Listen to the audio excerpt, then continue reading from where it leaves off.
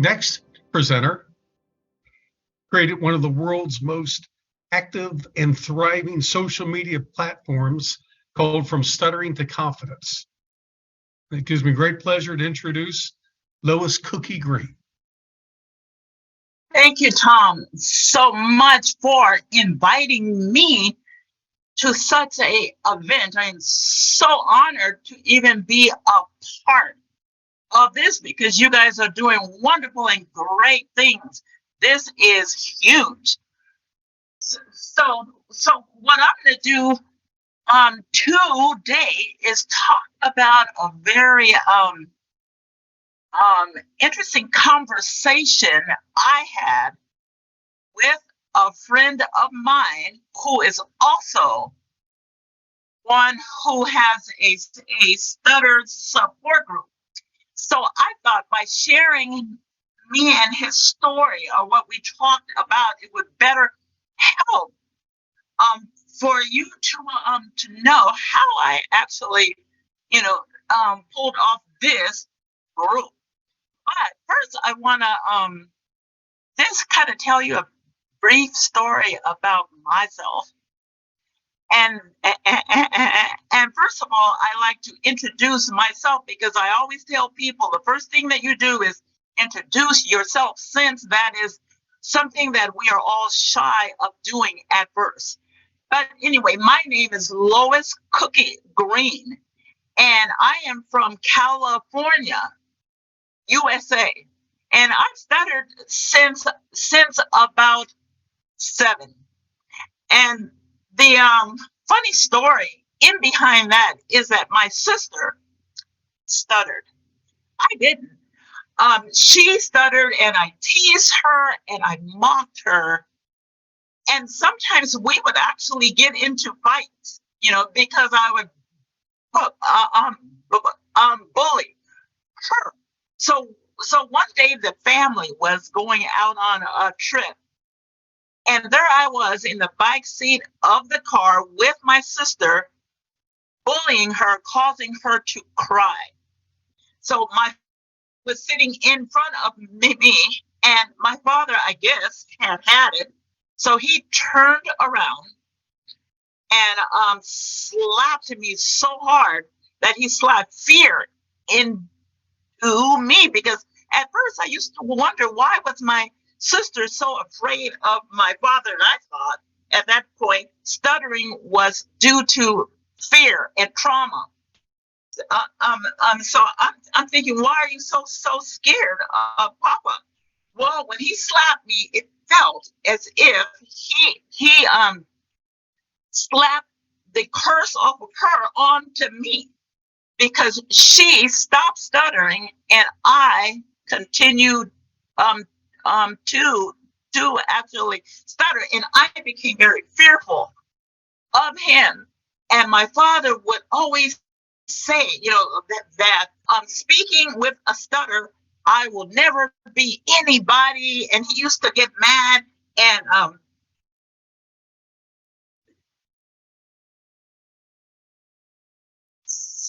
sometimes it is hard to speak about this particular aspect, because my father, he made me feel like I was nothing, nobody.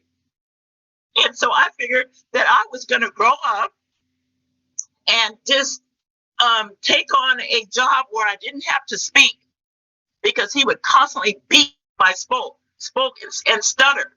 So I went on in my life. I didn't mean to cry, but anyway, I went on in my life just saying that I'm not going to be anything special, even though when I was a child, I wanted to be a teacher. I wanted to be a therapist, somebody who brought in people that were down and out, and I could help put smiles on their faces. So I wanted to be a therapist or a teacher, but I said none of that is going to ever happen. So what you got to do is just go out, get yourself a job that you don't have to speak. but it pays good. I wanted to pay good, but no, speaking. So one of the things is just going through school and people bullying and it was just a drain. I was mental drained when it came to stuttering. I felt shame. I felt embarrassed. I felt actually that stuttering was a disgrace. So what I would do is isolate myself and just watch them but not speak. And then I ended up a photographer because a camera is like a black box with a hole where you can see things going on, but inside of the camera it is light tight. I saw my isolation in that way. But getting out of that so I can stop being emotional is what was my breakthrough from all of this disaster, and that is I was at a job that was Toyota. I worked for Toyota, and at first I came on as just a person who worked on the assembly line. But being on that assembly line, you have to go quickly. You can't, just put things on slow, move. You have to be quickly. So everybody used to not only laugh at me because I stuttered, but they laughed at me because I was slow. So one day there was it was an opening for quality control, and everybody says, oh, they wanted to go for that, but you had to take a test. So everybody took the test, and they failed. They come back. I watched them come back one by one. Nope, didn't get the test. Didn't get the test. So I thought, well, let me try that test. So I said, I'm going to try that, and they laughed and said, how are you going to pass this test? I went in, took that test, and not only did I pass it, but I passed it with high score. And I came back, and they came to the assembly line with a notice stating that I have been accepted into quality control. So all those people that laughed at me and mocked me looked and said, how can this happen? And then suddenly, because I have a desire to be a teacher, suddenly when I opened up that I would teach them, I would coach and mentor those people how to pass that quality control test. Then suddenly I wasn't such a horrible person. They saw me as somebody who had something they actually wanted. But anyway, fast to go forward, I became a quality control member, and what the managers used is me helping and coaching just my members, the people with me, on how to do their job effectively. So the manager came and told me that he had a opening in leadership, and would I be interested? My first thought was, no way, go away. There is no way that I'm going to do this and be stuttering. So this man told me that I would be effective at doing this, and he says, Cookie, you are going to have to change your mindset. So my first thought was, what's a mindset? And so he says, you are going to have to change the way that you view yourself. And you're going to have to change the way in which you view stuttering.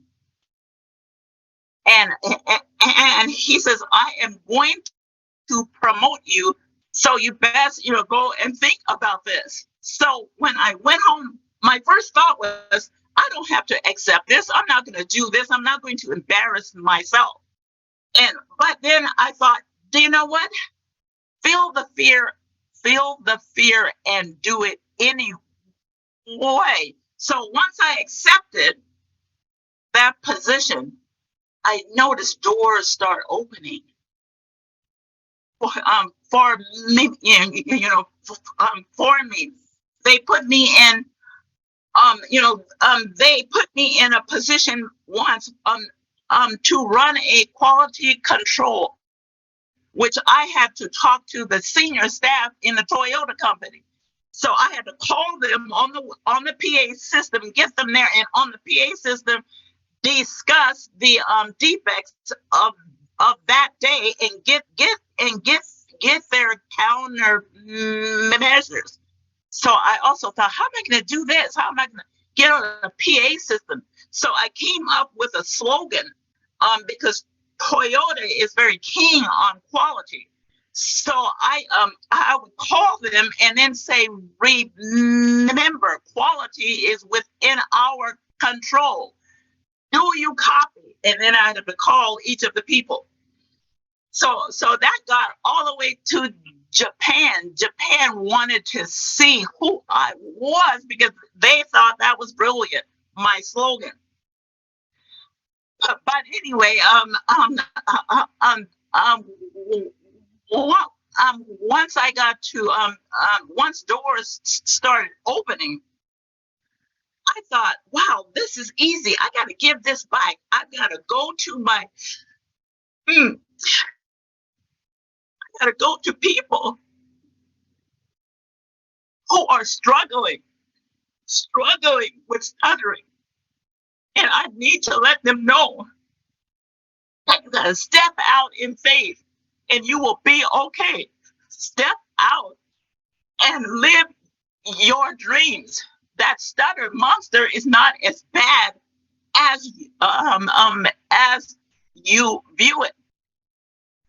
So here is another story. And this story is the birth of From Stuttering to Confidence. I was asked to do a podcast with Pamela, who is here now. And I told her my story. And we talked for almost an hour and so about my story. So one day I was just listening to me and her podcast.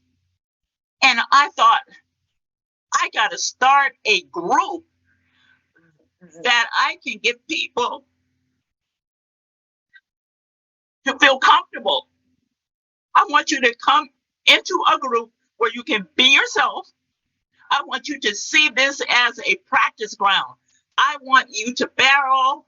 I want you to screw up, stand up, screw up, stand up. I want you to say what bothers you, cry, be joyous when things happen, share, make friendships. And it all started because of that podcast with the Pamela. But I said I'm going to start this group. So I went to Facebook. But now, first of all, I want to tell one more quick story. One time I was flipping through Facebook. I didn't know anything about any stuttering groups. Flipping through Facebook, and because somebody had added me to a gaming type of a group, and I don't do games. So I was trying to figure out, how do I get rid of this thing? Because I kept getting notifications. And then right before my eyes, I saw stuttering community, stuttering arena. And I went, what? I cried because I thought there is a God. Because,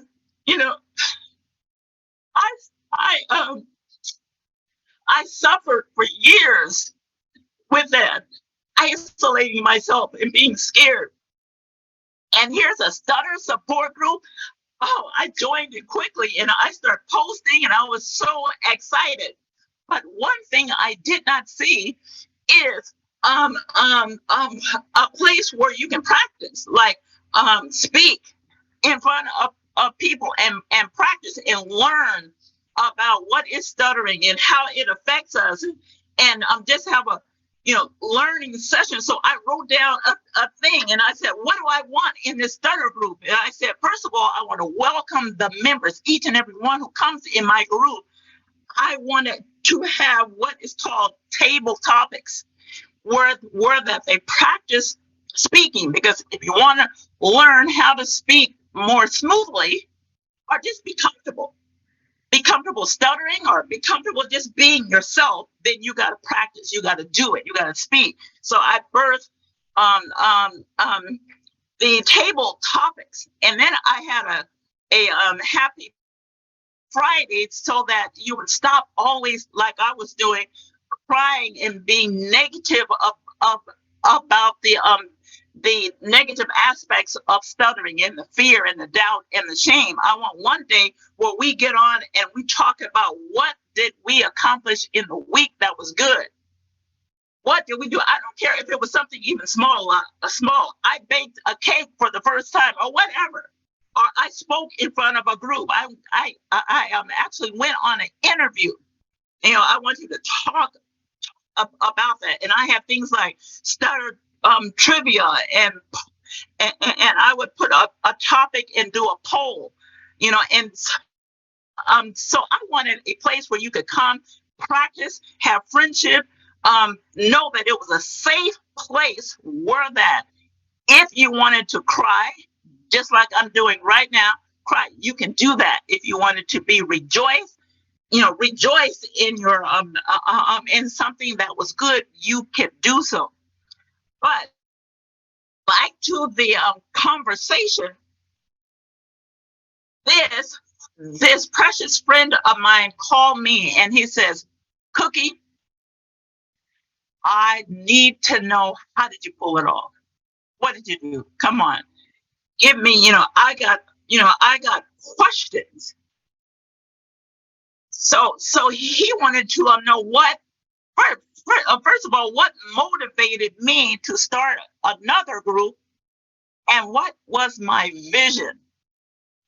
So I said, well, first of all, I actually just visualized a place that I could go and feel comfortable and bear all and show all. So that was going to be the basic, and a place where I could practice my speech and ask questions from people that know things like I feel blessed and honored to have Michael O'Shea in my group helping me with the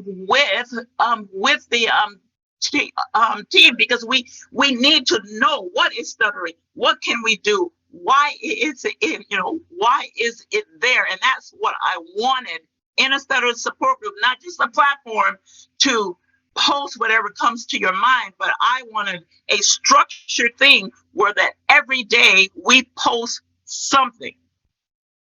And then he asked, okay, what is my strategy? How did I create it from ground zero? So I net and utilize other areas where that there were people who stuttered. Even at the job, I would go with my business card, and I would talk about stuttering and tell them that this was my website. So, once I got people, I said, now I have to have important content. So I would post, and that's why I wrote a list of things so that I could balance it. I wanted not only for us to share our stories, because that's the main thing. I used to always say that if everybody shared their stories, that we're sitting on a powerhouse of information, just stories. I want to hear stories. I want to hear you cry. I want to hear you laugh. to hear all of it, traumas, everything. So I'm sharing our stories, and then I wanted to put out facts, information. So I would have a stutter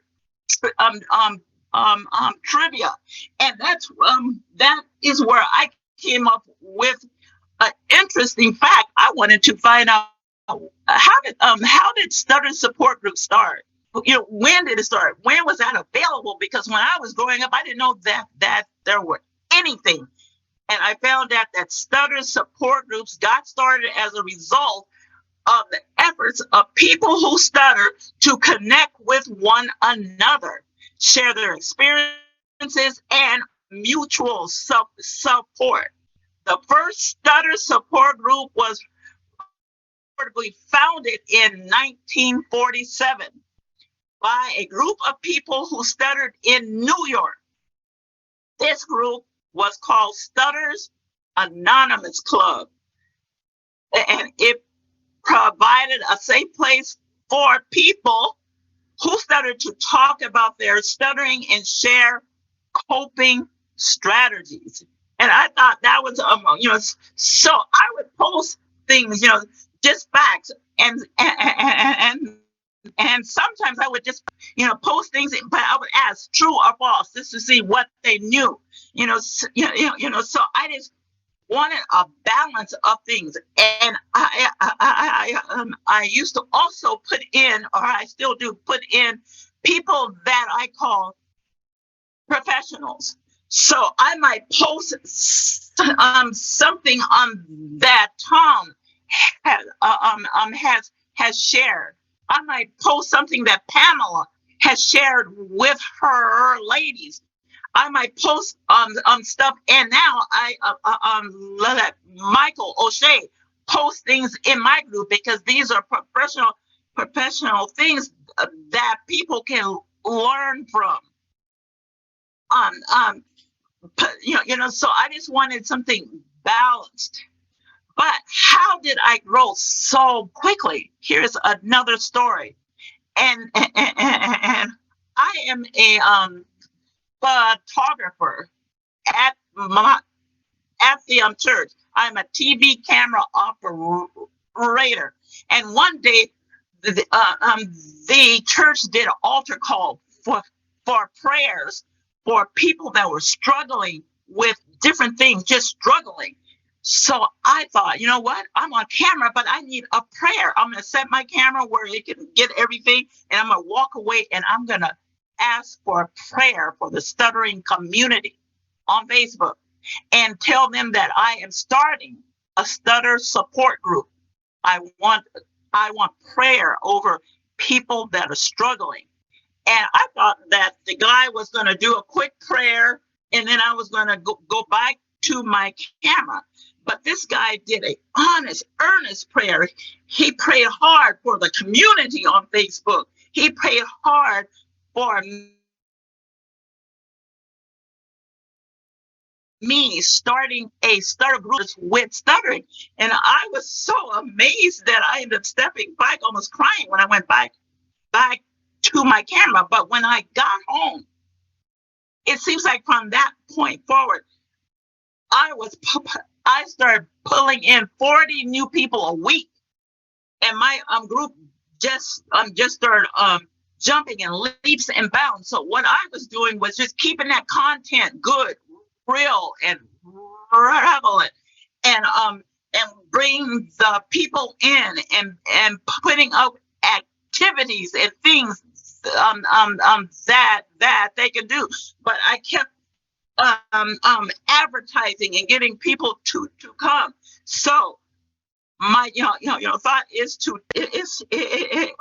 to bring get as many members that want to come in, because what I wanted to do was soothe them all and let them know that stuttering is just something that we do from time to time, but it is not who we are, because lots of us have many talents and things, and we put them on hold because of the this fear of what I call the stutter monster. So my main thing was to stop people from fearing the monster. Jump out with a leap of faith. Be your authentic self, and just be be okay with stuttering. Practice.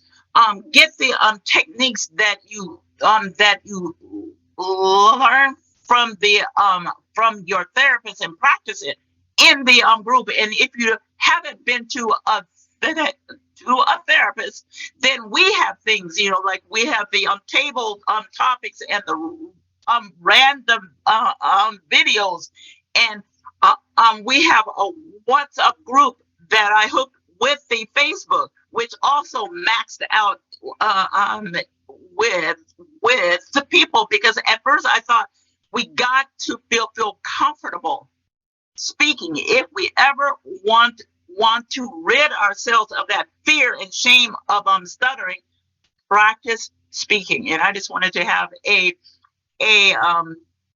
place where that people can feel safe and secure. So I thought, what can I do to keep them safe?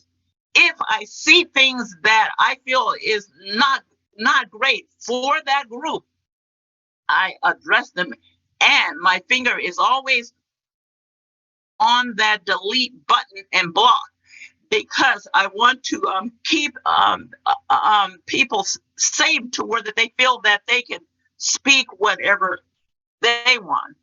And one other thing is that everybody stutters differently. So people think, well, why do you have this person there and that person?